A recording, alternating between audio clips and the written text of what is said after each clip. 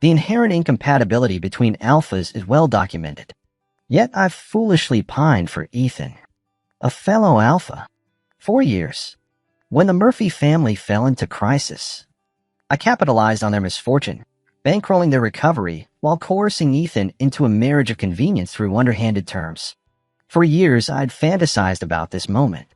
Yet even after capturing my elusive prize, I dare not touch him. The man I'd idolized as perfection shattered this illusion when discovering I'd sought comfort from high-compatibility Omega during hormonal instability. Ethan revealed his true nature, shackling me to our bedroom with cold steel. "You prefer Omegas?" His breath ghosted over my ear. "Then I'll just have to turn you into my Omega." At midnight sharp, my phone lit up with an anniversary reminder. I tossed the dice and silenced the screen, tucking it away as floral notes teased my senses. A doe-eyed Omega pressed a drink to my lips, my losing penalty. I drank from his hands but turned my face from his lingering touch. The private room door swung open. There stood Ethan, elegant as ever, exchanging pleasantries with the birthday honoree. Candlelight caressed his aristocratic profile.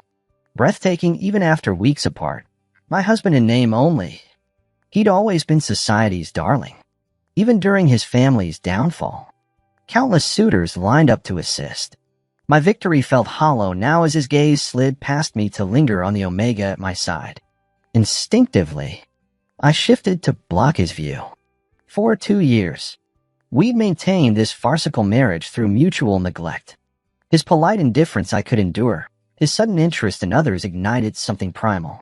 Ethan wasn't due back until tomorrow. His premature return became clear when the door reopened. My apologies, flight delays. The familiar baritone froze my hand mid-reach. Of course, Alex, Ethan's first love, had returned. The reunited pair became the room's new nucleus.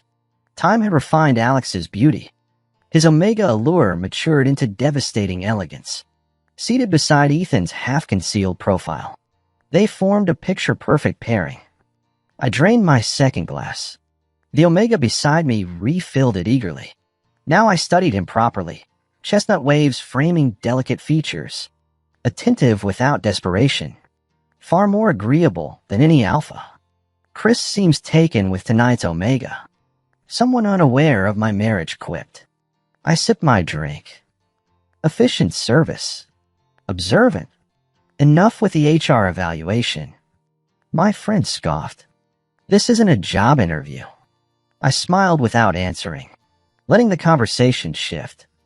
The liquor's burn couldn't scorch away Ethan's lingering glance across the room, nor the memory of chains biting my wrists. As our gazes inadvertently met, Ethan's calm, unreadable eyes sent an unexpected flutter of unease through me. After the event concluded, I watched Ethan depart alongside Alex. Old flames reunited, naturally, had much to discuss. A bitter smile touched my lips as I turned away. Footsteps unsteady. The Omega from earlier trailed after me hesitantly. Pausing, I succinctly clarified my lack of romantic interest. "Mr. Cooper." The Omega persisted with newfound boldness. "I can be accommodating in other ways." Alcohol slowed cognition, delayed my comprehension of his implication. As I prepared to reject him again, Ethan reappeared from around the corner. "Planning to stay the night here, Chris?" The formal address extinguished my fleeting joy at his return. "No." I shook my head. "Then let's leave together." Finding a driver at this hour would be difficult.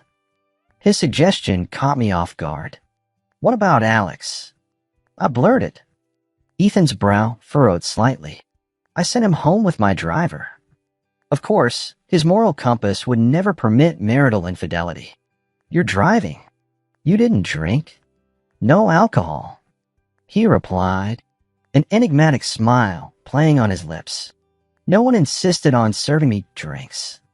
The smile disoriented me further, and I followed him to the car without protest. His familiar pheromones enveloped me in the vehicle. Alcohol-loosened inhibitions let me briefly indulge in the scent. "Remember today's significance?" Ethan's question startled me. "Vincent's birthday." I answered automatically. The atmosphere sharpened suddenly, his pheromones turning edged. Was this about his first love returning today? Before I could ask, Ethan turned away, effectively ending conversation. The realization struck like physical pain. Today also marked our second wedding anniversary, if such technicalities still mattered. Silence prevailed until we reached home. Separate bedrooms, established early in our marriage due to incompatible schedules and alpha pheromone aversion, maintained our polite coexistence as near strangers under one roof. A knock interrupted my post-shower respite. Ethan stood in the doorway, holding a steaming bowl. Soft hallway lighting lending uncharacteristic warmth to his features. Herbal remedy for the hangover you'll regret otherwise. The domestic scene felt surreal. His gentle tone almost hypnotic. Thank you, I stammered, accepting the offering. His lips curved, best consumed warm. I drained the bitter liquid obediently, retrieving the empty bowl. Ethan's smile deepened with undefined satisfaction.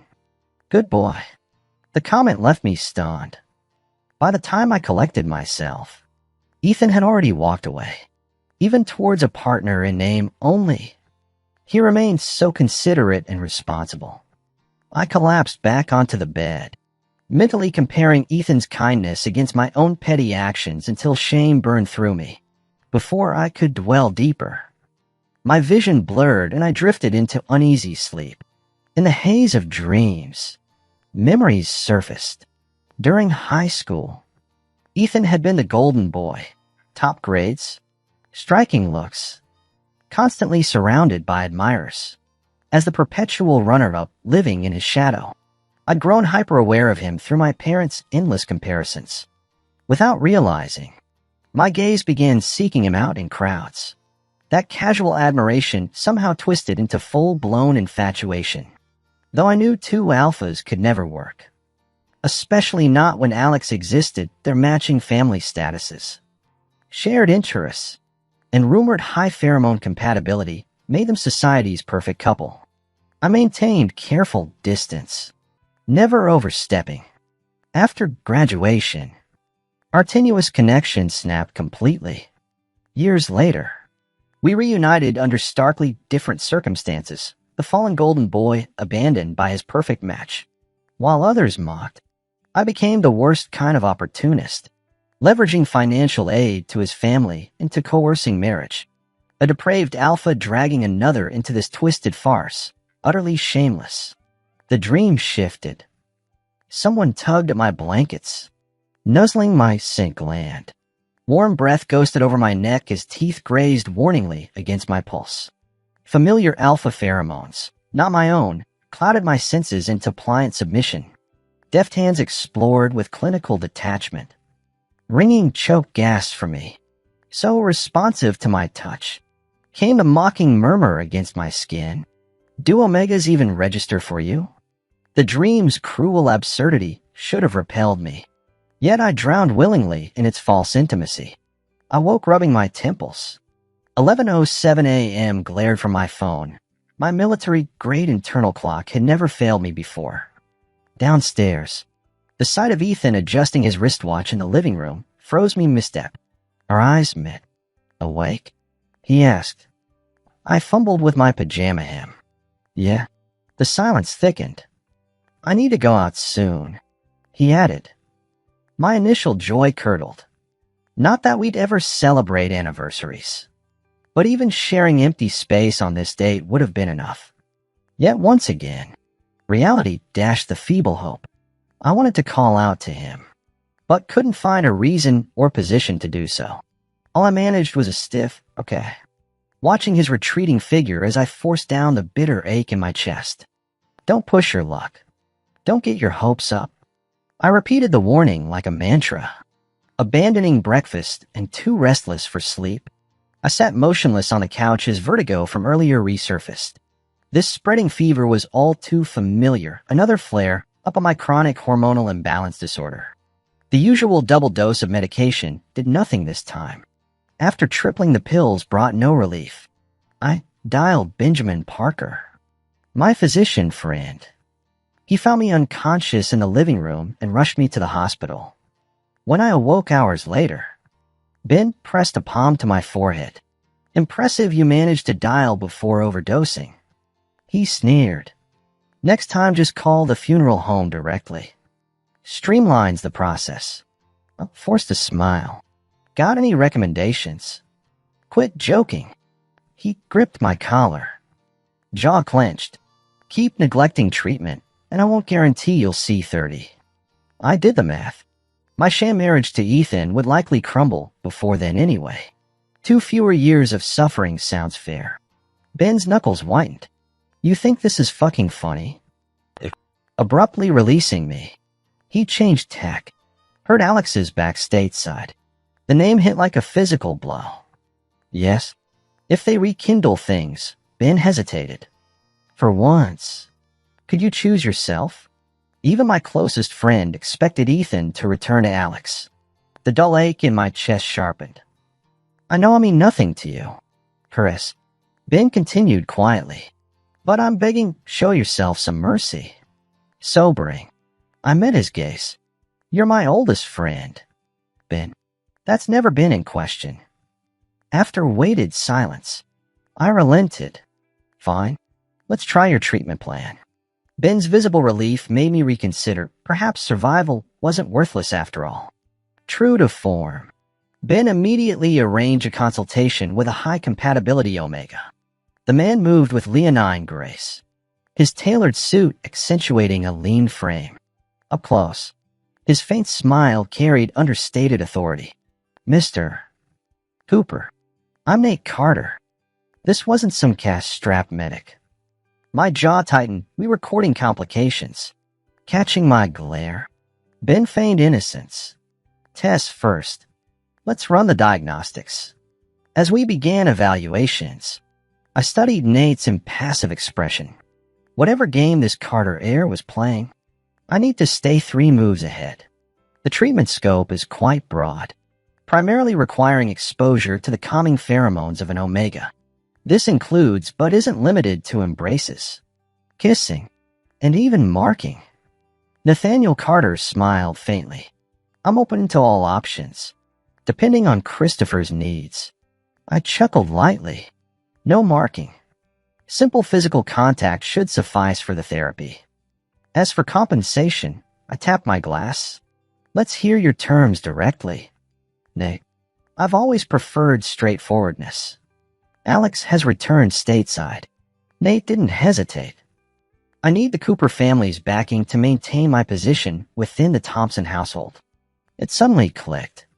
He was Thompson's adopted son, Alex's nominal older brother. Their notorious sibling rivalry explained his urgency. How ironic, while Alex immediately clung to Ethan upon returning. His brother approached me. This promised to be entertaining. I sipped my tea, agreeing to the terms. After finalizing details, I drove Nate home before heading back. The clock neared midnight when I arrived. Uncertain if Ethan had returned, I moved quietly out of habit. Flipping the foyer light on, I froze. There he was, Ethan, still in daytime attire, lounging where I'd last seen him hours earlier. The scene mirrored our morning encounter, save for the wilted rose bouquet at his feet. Must have arrived hours ago. I noted silently. He glanced over. "Late night?" Heading up. I fought to ignore the decaying flowers, mentally cataloging who might have sent them. "Caleb?" The thought churned my stomach as I moved toward the stairs. What kind of social engagement keeps you out this late on a weekend? Uncharacteristic curiosity laced his question. I couldn't ignore him, nor mention the hospital visit. Just meeting a friend. He closed the distance, studying me intently. Important friend? Though puzzled by his behavior, I nodded. A humorless laugh escaped him before he stormed upstairs. I followed, confusion simmering. That night, the strange dreams returned with violent urgency. Phantom teeth grazed my neck as a familiar voice growled, smelling like some stranger's Omega pheromones. Care to explain this important friend? Morning revealed a single sterile text. Business trip. Back in 3 days. Our thread could pass for corporate memos. Truthfully, our actual relationship wasn't much warmer. Lately, Ethan had become increasingly busy with frequent business trips. Our last meeting at a mutual friend's birthday party marked our first encounter in nearly a month. Rereading his message, I suddenly wondered, was he working this hard to avoid me? When the Murphy family business teetered on bankruptcy, my investments and partnerships had barely kept it afloat. Yet within 2 years of Ethan taking over, the company showed signs of regaining its former glory. This transaction-based relationship would likely end soon. As I pondered this, Ben sent me a screenshot of Alex's social media post, telling to the parents, "Serves Ethan right for overworking me all this time." The attached photo showed Alex dining with the Murphys. The lavish spread in the table showcased hospitality I'd never received. Early in our marriage, Ethan had taken me to meet his parents out of courtesy, though Mr. and Mrs. Murphy maintained polite facades. Their disapproval hung thick in the air. As we left, I overheard Mrs. Murphy ask, "When will you file for divorce?" Ethan replied calmly, "After the company stabilizes." "Good." She sighed in relief. "Make sure to compensate him generously when the time comes." "I will." I didn't want compensation. I wanted Ethan's love.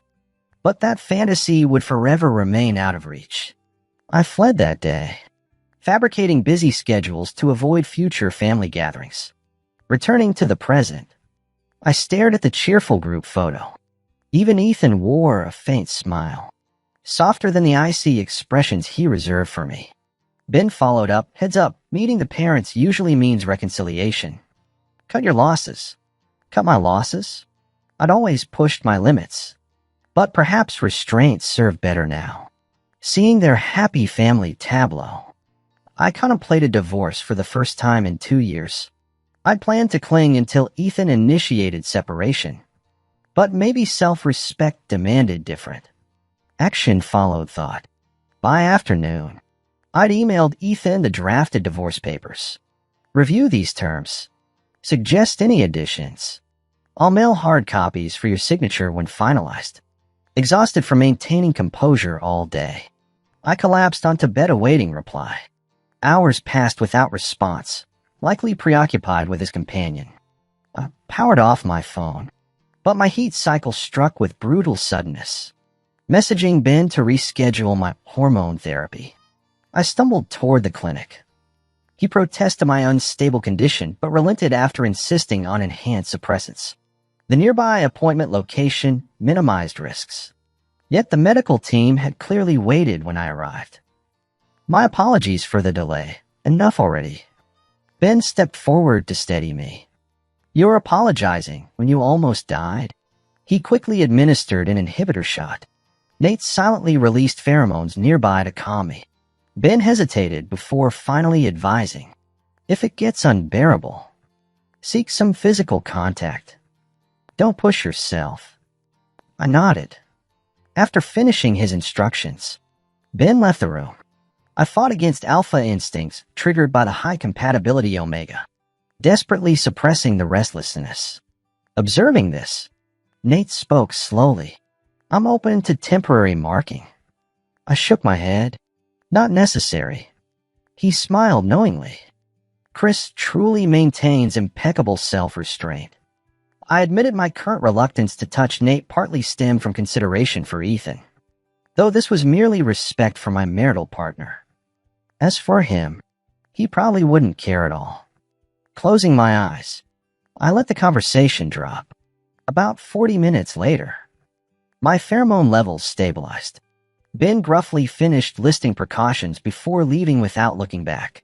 Securing my suppression bracelet, I exited the building. At the street corner stood Nate, who'd left earlier with Ben, clearly waiting. "Something wrong?" I continued walking. The blond man smiled faintly. "Let's discuss compensation." "Chris, what do you need?" "The Thompson family's hosting a banquet next week. I'd like you to attend as my partner. By now, Ethan had probably reviewed the divorce papers. By that time, we should have dissolved our marital union. Nodding agreement, I watched Nate express thanks before driving off. The short walk home did little to ease the dull ache in my chest. Nearing my residence, I froze. The man consuming my thoughts materialized before me. Ethan's glacial stare pinned me. Why are you here? Am I unwelcome? His voice could frost glass. Or perhaps you should first explain why you reek of Omega pheromones. Alex materialized from somewhere, raising an eyebrow mockingly as if anticipating drama. Ethan shot him a warning look. Alex sobered and approached me. He abruptly stiffened, nostrils flaring. Your sin. He must have recognized his brother's pheromones. Perspiration dampened my palms. Should I disclose my condition? Nate, before I could decide, Alex murmured. Deceptively calm tones veiled volcanic fury. Ethan moved between us. Control your pet. Alex spat out the words before storming off. Baffled by the confrontation, yet sensing imminent danger, I remained rooted. He was undoubtedly heading straight for Nate. Everyone was here to assist with my treatment. There was no reason for Alex to endure his brother's unwarranted anger. I tried to stop Ethan, but he yanked me back violently. Can't even save yourself. Yet you worry about others. He sneered. He pushed me onto the bed after dragging me into the room. The sterile ceiling lights cast shadows across Ethan's face as he loomed over me, his eyes glinting with something dark. A primal chill shot down my spine, making me shrink backward. Ethan grabbed my ankle and dragged me toward him. How dare you mention divorce? His pheromones crashed over me like a tidal wave, fogging my mind. Wait, I pressed a trembling hand against his chest.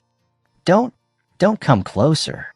My recent medical treatment left me too fragile for this. He silenced me with a cloth gag. Lips grazing my ears, he hissed. You'll sneak off to meet an Omega, but refuse me? His teeth scraped my bonding gland. If you hated alphas, why provoke me in the first place? A humorless laugh escaped him. Prefer Omegas? Huh? His grip tightened. Then I'll just have to make you mine.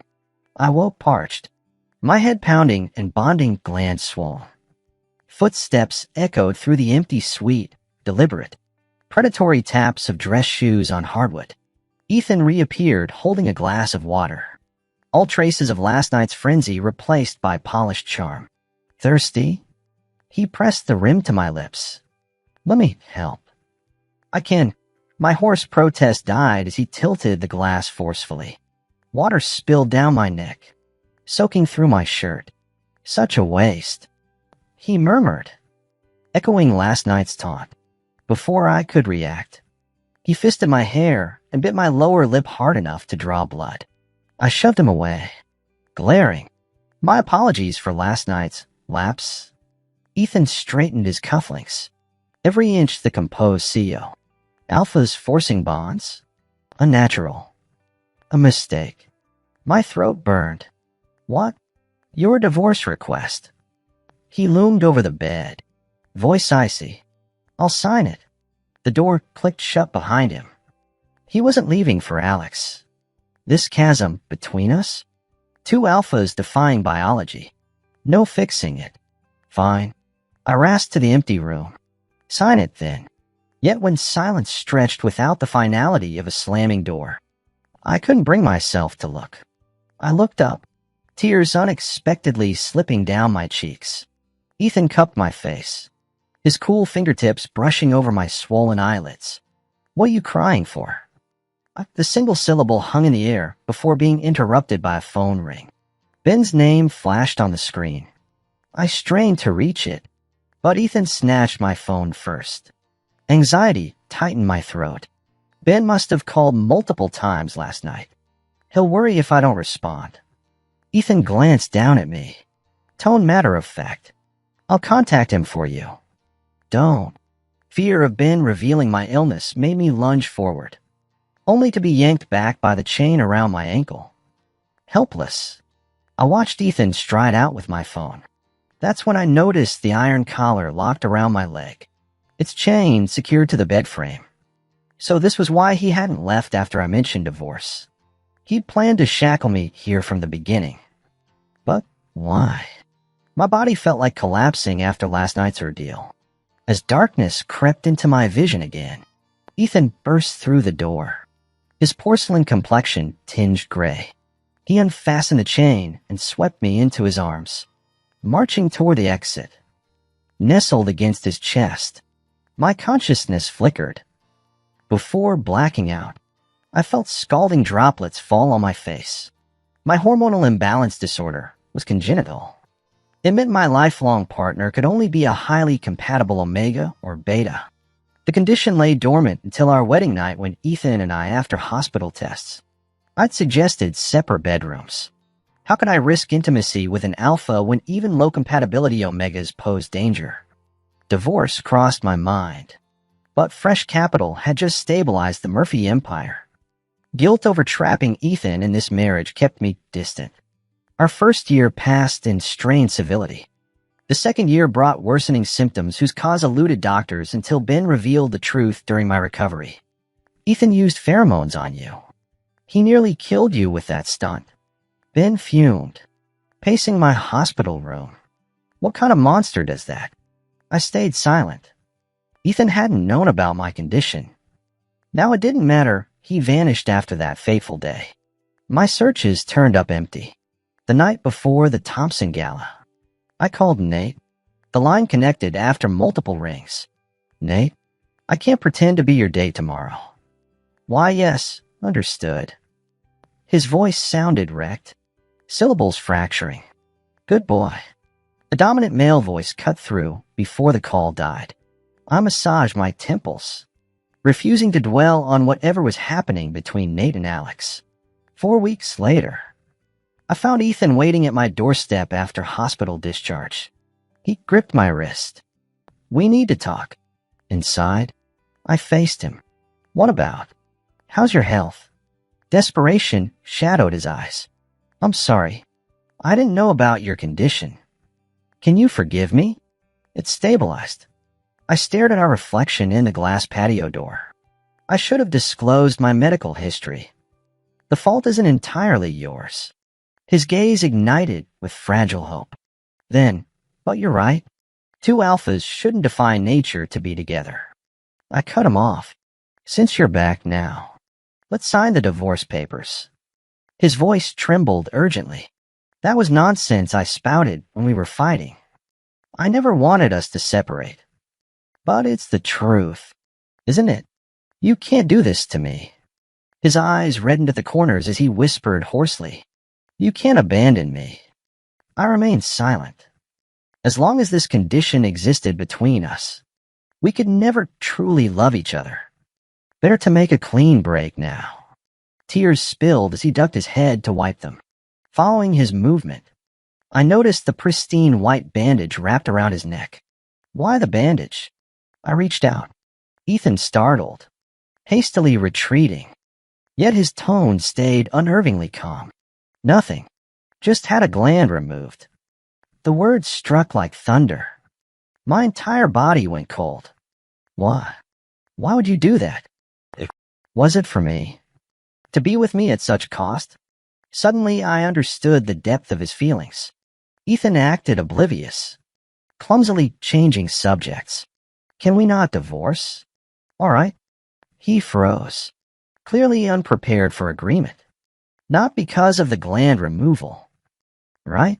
This was my choice. You don't owe me, no. I smiled through tears. Not because he'd mutilated himself, but because he loved me. Because I love you. Those 3 words, spanning the gulf of my youth, finally found voice. You. Ethan stammered, the usually composed man now trembling like an infatuated teenager.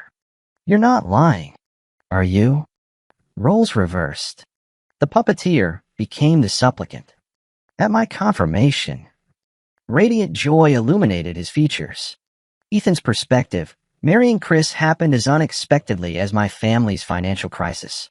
Truthfully, I didn't recognize him at first. Why would an alpha seek marriage with another alpha? When I questioned him, he laid out pragmatic reasons with clinical precision before adding softly, "Consider it alumni camaraderie." Chris should have returned to City A tomorrow afternoon per his business itinerary. There were better candidates. Yet when confronted with those earnest hazel eyes, I inexplicably agreed. Later I regretted this madness, wedding another alpha. Yet having married, I intended to honor marital duties. That first night, seeing him stiffly formal in his suit, blushing tips of ears betraying nervousness, I felt unfamiliar stirrings. But when I tried to bridge the distance, he suddenly burned with fever, lips bloodless. I rushed him to the hospital, keeping vigil till dawn. The emergency call from my assistant came as morning light filtered in. Seeing him stabilized, and knowing his attending physician was his close friend Ben, after entrusting Ethan to someone else, I rushed to the office. But that day, when I returned home after handling company matters, he coldly announced he wanted to sleep in separate rooms. I thought he hadn't adjusted to married life yet and nodded in agreement. Since then, his attitude toward me grew increasingly distant. At first, I still felt resentful, but could only console myself, perhaps this was better, avoiding emotional attachment that might complicate divorce later. Yet that initial spark of longing quietly took root in my heart. Each time I saw Ethan, it grew stronger. Someone who rarely falls in love needs only one encounter to carve memories deep within. Clueless about how to proceed, I threw myself into work, striving to bridge the gap between us. Desperate for his acknowledgement, outwardly composed, my desires festered daily while he remained oblivious. My emotional dysfunction worsened in this relationship. What had been manageable spiraled out of control when I witnessed him drinking from a stranger Omega's glass. He started this.